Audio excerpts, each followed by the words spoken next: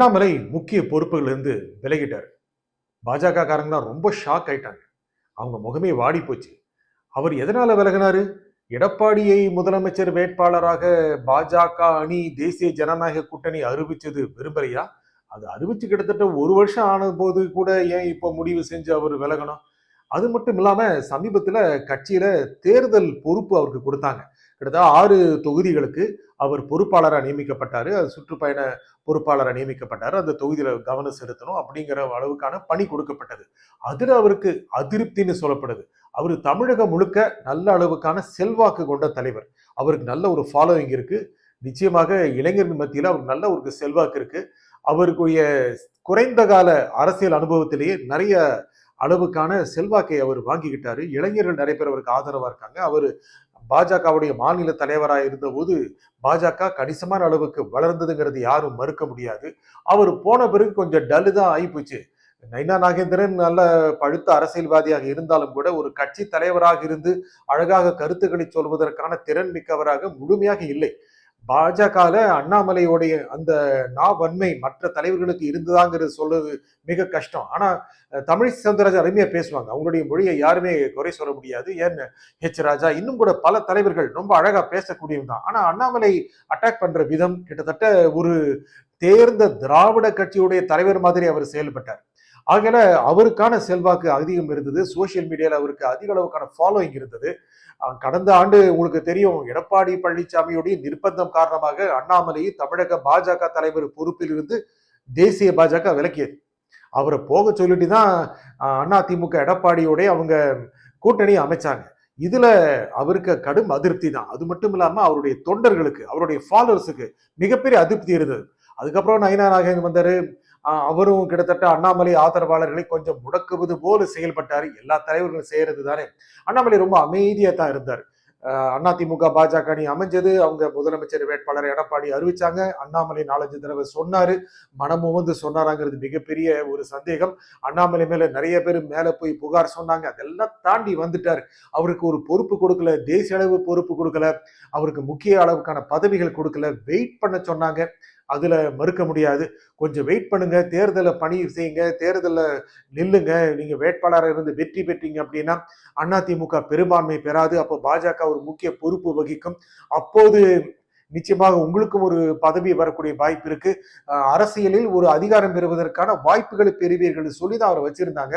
ஆனா அவரு எதற்காக எடப்பாடி பழனிசாமி முதலமைச்சர் ஆவதற்காக உழைக்க வேண்டும் அப்படிங்கிற எண்ணம் அவருக்கு நிச்சயமா இருக்கு.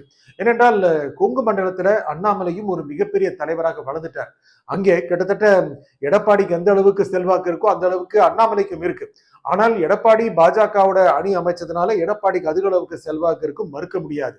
அண்ணாமலையுடைய பங்களிப்பு இல்லாமல் போனால் அந்த மண்டலத்தில், கொங்கு மண்டலத்தில் பாஜக அதிமுக அணி வெற்றி பெறுவதற்கான வாய்ப்புகள் இருக்கு. இருந்தாலும் கூட மிகப்பெரிய வெற்றி பெற முடியாது. கணிசமான வாக்கள் இடம் மாறும். திமுகவுக்கு போகலாம், ஏன் தாவேகாவுக்கு போகலாம் அப்படிங்கிற நிலைமை இருக்கு. தமிழகம் முழுக்க அண்ணாமலைக்கு நல்ல அளவுக்கான செல்வாக்கு தான். தமிழகம் முழுக்க அவருக்கு செல்வாக்கு இருக்கும்போது இந்த மாநிலத்தையே ஒரு பொறுப்பு அவருக்கு கொடுக்காம ஒரு 6 தொகுதிகளுக்கு உள்ள அவரை சுருக்கிறது அவருக்கு மிகப்பெரிய வருத்தத்தை கொடுத்திருக்கு. அது மறுக்க முடியாது. மற்ற தலைவர்கள் மாதிரி அவர் இல்லை. அவரை பற்றி என்னதான் வெளியே அவருடைய தலைவர்கள் முன்னாலேயும் பின்னாலேயும் புகார்கள் சொன்னாலும் அவர் அளவுக்கான செல்வாக்கு கொண்ட பாஜக தலைவர் இருக்கல, மறுக்க முடியாது. தமிழிசை இருந்த போது மிகப்பெரிய அளவுக்கான முக்கியமான ஒரு கண்டென்ட் அவங்க இருந்தாங்க. சோசியல் மீடியால முக்கியமான கண்டென்டா இருந்தாங்க. அவங்களை ஆதரிச்சு எதிர்த்து எல்லாமே நடந்தது. ஆனாலும் அண்ணாமலை கொடுத்த அந்த வேகத்தை மற்ற தலைவர்கள் கொடுக்கவில்லை. எடப்பாடியோட கூட்டணி அமைச்ச பிறகு அவர் அதுல மனசு ஒட்டாம தான் இருந்தார். எதற்காக எடப்பாடி முதலமைச்சர் ஆவதற்கு உழைக்க வேண்டும் அப்படிங்கிற எண்ணம் அவருக்கு இருந்துச்சு. ஆகையால் அது மட்டும் இல்லாம கடந்த மக்களவை தேர்தலில் பாஜக அணி கணிசமான வெற்றி பெறுவதற்கு அண்ணாமலை உதவினார். பாஜகவை கிட்டத்தட்ட 7-8%, ஏன் 10% அளவுக்கான ஓட்டு பெறுவதற்கு அவர் முக்கிய காரணியாக இருந்தார். ஆகையால இந்த தேர்தலை பொறுத்த வரைக்கும் பாஜக அணிக்கு அதிமுக அவர்கள் எத்தனை இடங்களில் போட்டியிடுகிறார்களோ, அதிமுக 100ன்னா பாஜக 50 கொடுக்கணும் அப்படிங்கிற ஒரு ஃபார்முலாவை தான் அண்ணாமலை முன் வச்சாரு. ஆனா அதை கட்சியால செயல்படுத்த முடியல. ஏன் தேசிய தலைவர்களான மோடி அமித்ஷாவால கூட அதை செயல்படுத்த முடியல. எடப்பாடிக்கு கணிசமான அளவுக்கு இடம் கொடுக்க வேண்டும் அப்படிங்கிற ஒரு எண்ணத்துக்கு வந்துட்டாங்க. அண்ணாமலைக்கு அதுல சம்மதம் இல்லதான். இந்த தேர்தலில் நின்று எடப்பாடியால ஜெயிச்சாருங்கிற பேச்சும் வேண்டாம், அவரால எடப்பாடி ஜெயிக்கிறாருங்கிற நிலைமையே வேண்டாம் அப்படிங்கிற நிலைமைக்கு வந்துட்டார். அவர் முக்கியமாக இந்த பொறுப்பிலிருந்து விலகுவதற்கு சொன்ன காரணங்கள் என்ன அப்படின்னா, அவருடைய தந்தையாருக்கு உடல்நலம் சரியில்லை, அதற்கு அவர் அருகிலிருந்து பார்த்துக் கொள்ள வேண்டும், அதுதான் அவருடைய முதல் கடமை அப்படின்லாம் சொன்னார். ஒரு அரசியல் தலைவருக்கு குடும்பம் என்பது முதல் பட்சமாக இருந்தாலும் கூட ஒரு முக்கியமான அரசியல் தலைவர்களுக்கு குடும்பம் இரண்டாம் பட்சமாக தான் ஆகிவிடுகிறது. இது நிதர்சனம். குடும்பத்தில் என்ன பிரச்சனை இருந்தாலும் பொது வெளியில் வந்து அவர்கள் நிற்க வேண்டிய நிலைமைக்கு அரசியல் தலைவர்கள் தள்ளப்படுகிறார்கள். அது அண்ணாமலைக்கு நல்லா தெரியும். இருந்தாலும் அவருக்கு ஒரு காரணம் தேவைப்பட்டது. அப்பாவுக்கு உடம்பு சரியில்லை, அதெல்லாம் பொறுப்பிருந்து விட்டுருங்க அப்படின்ட்டாரு. அதை பாரதிய ஜனதா தலைவர்கள் புரிந்து கொண்டார்கள். வேற சொல்றாரு. அவர் எதனால செஞ்சாருங்கிறது பாரதிய ஜனதா தலைவர்களுக்கு தெரிஞ்சிருக்கும், நயினா நாகேந்திரனுக்கு தெரிஞ்சிருக்கும். அவரு பிரச்சாரத்துக்கு வரவும் தயாரா இருக்காரு. மேலிடம் கேட்டுக்கொண்டால் பிரச்சாரம் செய்வதற்கும் தயார் அப்படின்னு சொல்றாரு. ரொம்ப முழு மனதோட பிரச்சாரம் செய்வாருங்கிறது சந்தேகம். பாஜக போட்டியிடுகிற இடங்களில் மட்டும் ஒரு பிரச்சாரம் செய்யக்கூடிய வாய்ப்பு இருக்கு. ஆனா தேர்தல போட்டிடுவாரா அப்படிங்கிறது மிகப்பெரிய சந்தேகம். அப்புறம் பாத்துக்கலாம்னா அப்படின்னு சொல்றாரு.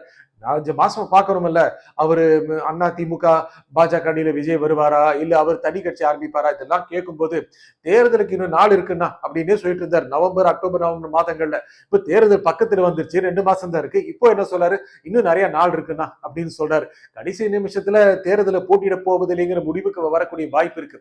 அதெல்லாம் அவர் போட்டிட்டாருன்னா பாஜகவுக்கு நிறைய புல்லு கிடைக்கும், அந்த ஏரியால புல்லு கிடைக்கும். அவரு சிங்கநல்லூர் போட்டியிடலாம், இல்ல சென்னையில விருகம்பாக்கத்துல போட்டியிடலாம், நகர்ல போட்டியிடலாம். அதெல்லாம் அவருக்கு ஒரு புல் கொடுத்திருக்கும், அவர் கட்சிக்கு புல் கொடுத்திருக்கும். அவரும் ஒரு சட்டமன்ற உறுப்பினராக ஆவதற்கான வழி ஏற்படுத்தி கொடுத்திருக்கும்.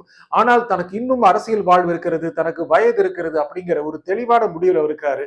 ஆகல எதுக்கு அவசரப்படணும், எதுக்காக பதட்டப்படணும், இன்னும் அடுத்த தேர்தலை பார்த்துக்கலாம். இந்த தேர்தல அதிமுக பாஜக அணி பெரும்பான்மை பெறாது அப்படின்னு நிறைய பேர் நினைக்கிறாங்க. அவங்களே நினைக்கிறாங்க. எடப்பாடிக்கு தெரிஞ்சிருக்கு, முக்கியமா எடப்பாடி கட்சிக்காரங்களுக்கு தெரிஞ்சிருக்கு. இந்த தேர்தல் நெருங்குற சமயத்துல பல்வேறு மாவட்டங்களில் பொதுக்கூட்டங்களுக்கு ஏற்பாடு செய்யணும். ஆனா அதிமுகவுடைய மாவட்ட செயலாளர்கள் ரொம்ப தயங்குறாங்க. ஏன்னா கை காசை செலவழிச்சுதான் அந்த பொதுக்கூட்டங்களை நடத்தணும், மாநாடு நடத்தணும்.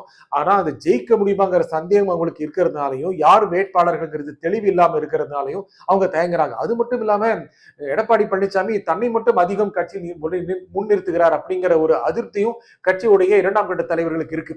இந்த மாதிரி சமயத்துல அதிமுக பாஜக அணி ஒரு மாபெரும் வெற்றி பெறுமாங்கிறது மிகப்பெரிய சந்தேகம். இதுதான் அண்ணாமலையும் விலகிட்டதுனால, அதாவது முக்கிய பொறுப்புகளிலிருந்து விலகிட்டதுனால அதிமுக பாஜக அணிக்கான வெற்றி வாய்ப்பு கொஞ்சம் கீழே இறங்கி இருக்கு.